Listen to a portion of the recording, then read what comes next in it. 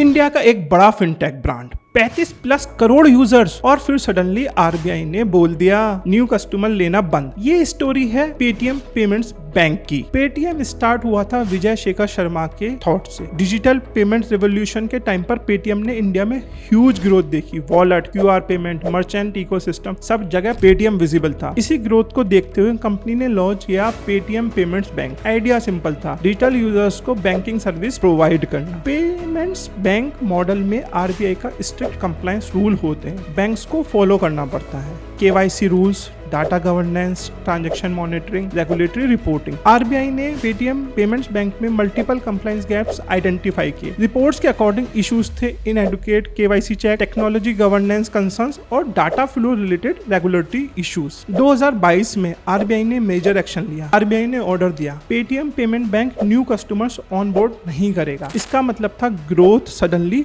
Freeze हो गई। Letter investigation और रेस्ट्रिक्शन ने बिजनेस को और प्रेशर में डाल दिया। मार्केट में भी स्ट्रॉन्ग नेगेटिव रिएक्शन आया। जब कंप्लायंस इशू पब्लिक होता है तो इम्पैक्ट सिर्फ रेगुलेटर तक लिमिटेड नहीं रहता, उसका इम्पैक्ट पड़ता है कस्टमर ट्रस्ट पर, इन्वेस्टर कॉन्फिडेंस पर और बिजनेस की वैल्यूएशन पर। पेटीएम का स्टॉक भी उस पीरियड में सिग्निफिकेंट प्रेशर में आ गया था। लेसन बहुत इंपॉर्टेंट है। फास्ट ग्रोथ स्टार्टअप अक्सर फोकस करते हैं प्रोडक्ट मार्केटिंग, यूजर एक्विजिशन, लेकिन इग्नोर कर देते हैं रेगुलेटरी कंप्लायंस। स्पेशली फाइनेंस और फिनटेक बिजनेस में compliance is not optional, it is a part of the business model itself. एक strong finance and governance framework ensure करता है strong compliance monitoring system, regular regulatory audits, risk management frameworks, governance checks before scaling, ताकि growth regularly risk में convert ना हो। अगर आप regulated industry में बिजनेस बिल्ड कर रहे हैं तो याद रखिए ग्रोथ इंपॉर्टेंट है but compliance protect the business. Follow for more real business financial lessons.